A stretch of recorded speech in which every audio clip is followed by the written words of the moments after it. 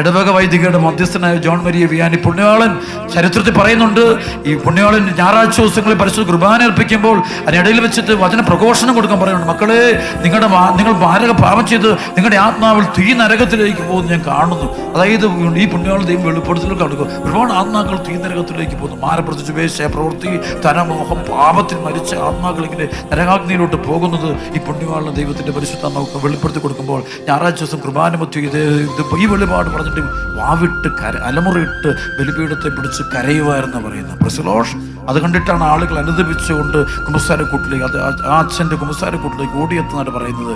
ചരിത്രം പറഞ്ഞിട്ടുണ്ട് 20 ലക്ഷം ആളുകളെ ആ വൈദികൻ കുമ്പസാരിപ്പിച്ചിട്ടുണ്ടെന്നാണ് പറയുന്നത്. പ്രസിലോഷ് 20 ലക്ഷം ആത്മാക്കൾക്ക് നിത്യജീവന്റെ വഴി തുറന്നു കൊടുത്തെന്നാണ് പറയുന്നത്. പ്രസിലോഷ് ആ നാളുകൾ പറയുന്ന ഒരു മാരകഭാവി ഇതിങ്ങനെ കുമ്പസാരത്തിൽ പാപമോചനം കിട്ടുമോ? ശരിക്കും പാപമോചനം വെറും എന്തിനാ നമ്മൾ ദൈവത്തോട് നേരിട്ട് കുമ്പസാരിച്ച പോലെ എന്തിനാ സഭയുടെ ആവശ്യം? സഭയുടെ എന്തിനാ ഈ കൂദാശ സഭയിലൂടെ സ്വീകരിക്കുന്നത്? വളരെ സംശയത്തോടു കൂടി ഒരു മനുഷ്യൻ വരുന്ന ചരിത്രം പറയുന്നുണ്ട്. അദ്ദേഹം ഒരു പേപ്പറിൽ തൻ്റെ പാപങ്ങൾ എഴുതി വെച്ചുകൊണ്ട് വന്നിട്ട് അദ്ദേഹം ഇങ്ങനെ സംശയം, ഇത് വെറുതെ തട്ടിപ്പാണ്, ഇത് വെറുതെ തട്ടിപ്പ്, ഈ അച്ഛൻ വെറുതെ തട്ടിപ്പ് കാണിക്കുക എന്ന് പറഞ്ഞുകൊണ്ട് പോയിട്ട് കുമ്പസാരക്കുട്ടി പോയി മുട്ടുകുത്തിയിട്ട് ഇങ്ങനെ പാപം ഏറ്റു പറഞ്ഞുകൊണ്ടിരിക്കുമ്പോൾ അവർ പറയുന്നുണ്ട്, ഈ ചരിത്രത്തിൽ എഴുതിക്കുന്നുണ്ട്, ഈ മനുഷ്യൻ ഓരോ പാപം പറയുമ്പോഴും ആ പാപം ആ പേപ്പറിൽ നിന്ന് മാഞ്ഞു പോയതായിട്ടാണ് വലിയ അടയാളത്തോടെ പറയുന്നത്. പ്രസലോഷ് ആണ് പാപം മാഞ്ഞു.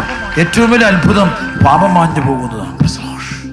രോഗശാന്തി പോകുന്നില്ല, ദേഹത്തെ ഒരു രോഗം മാറിപ്പോകുന്നല്ല ഏറ്റവും വലിയ സംഭവം.